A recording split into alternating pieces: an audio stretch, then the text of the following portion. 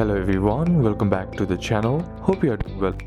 And in today's video, I'll be showing you DocuSign how to send a document for signature. So without wasting any time, let's just jump right on the video and make sure to watch this video till the end and follow the steps as well. In order to send a document for signature, what you need to do first is head over and open up your DocuSign app. Then once you're inside here, be sure to be logged in to your account with your DocuSign credentials. Now once logged into your account, what you need to do is tap on the plus icon on the bottom of your screen.